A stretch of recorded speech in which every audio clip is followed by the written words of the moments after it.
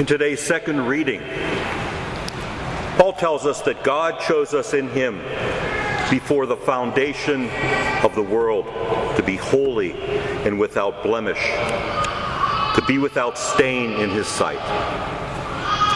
But living out this reality of God's gift requires our acceptance and cooperation, our consent to do his will rather than our own. And to do this, we need help. On this feast of the Immaculate Conception, the Church revisits the story of the fall of humanity, the event of original sin. Tempted by the serpent, our first parents, created without sin, preferred their will over God's. And when the time came for God to redeem the human race because of their disobedience, he considered it appropriate to give us not only a new Adam in Jesus, but also a new Eve in the Blessed Virgin Mary. When God created Adam and Eve, Scripture tells us that he created them in his image and likeness. At first glance, we might assume that these words are synonyms. But if we look at the Hebrew text interpreted as image and likeness, we find a subtle difference. The Hebrew words translated as image is a noun denoting a created and formed artifact. For example, a statue, a form of something that is static. But the word translated as likeness is not used to denote something stationary. Being created in the likeness of God helps us to understand that Adam and Eve were created for a purpose, designed to be something, to be godlike. But because they also had the gift of freedom, they refused to share in the splendor of the good, the true and beautiful. And though they remained in the image of God after the fall, their rejection of God's will destined them to no longer share in his likeness. This is the consequence of original sin. Gathering today, we acknowledge that Mary, like Eve, was created without blemish from the very first moment of her existence. But this feast means nothing if she, like Eve, did not remain in God's likeness. The real joy of today's feast celebrates Mary's freedom to choose the good, true, and beautiful by saying, "May it be done to me according to your word." Mary cooperated with God in giving us the new Adam. And just as Adam and Eve together were once entrusted to care for the world, the new Adam empowers his mother, the new Eve, in the care of the world, to share in the work of salvation in a unique way. As we, participants in the continuing story of salvation, God has offered us the Blessed Virgin as a spiritual mother for the times when we need to be inspired.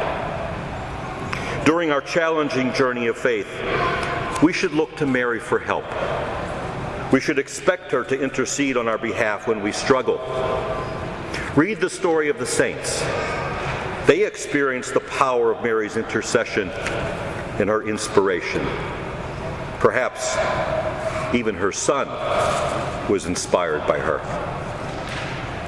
I am reminded of a beautiful depiction of Mary's power of presence and inspiration in a film released in 2004. The Passion of the Christ depicts the final 12 hours of Jesus' life. Midway through the movie, a dramatic scene portrays events before he is sentenced to death. Responding to the accusations of the Jewish leaders, Pontius Pilate sends Jesus off to be scourged by Roman guards. During the first wave of torture, bamboo rods are chosen. The guards use them to beat the prisoner's back, severely bruising all the back and leg muscles while breaking the blood vessels near the skin. And by the way, this method of torture is, as most historians agree, historically accurate, not the film's creator, imagination, or invention. As the guards finish with this first stage of scourging, we see Jesus on his knees, chained to a marble pedestal, bruised and beaten, while his hands and body shake uncontrollably. He is exhausted and delirious with pain. It looks as if he cannot bear it any longer. Then Mary enters the scene. She makes her way through the crowd and is horrified by what the Roman guards have done to her son. She looks at him and catches his eye. And as Jesus sees his mother, you can immediately recognize the surge of confidence and determination that fills his soul and revitalizes his body. And at the utter amazement of the guards and crowd gathered, he stands up with a renewed commitment to submit himself to further torture. Through the gaze of his mother, the Father gives Jesus new strength as the guards begin to tear his flesh to pieces. Later, while hanging on the cross, Jesus offers this same mother to all of humanity when he said to his beloved disciple, "Behold your mother." As the new Eve, Mary is the spiritual mother of every beloved disciple. And our relationship with her doesn't have to be fanatical, complicated, or strange. It just has to be real. However, there is no doubt that it can be difficult to think of Mary as a mother or companion. After all, isn't it all about Jesus? Why can't we develop a relationship with God on our own? Wouldn't that be easier, or at least more efficient? Wouldn't God want us to go directly to him? Well, maybe. But it seems that's not the usual way God chose to act throughout salvation history.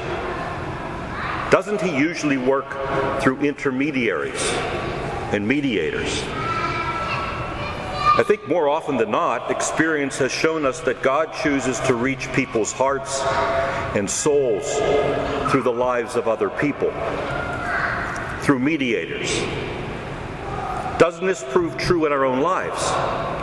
How many of us are here today because of what our parents, our grandparents, or someone important in our lives have taught us, inspired us, invited us, showed us by example a better way to live?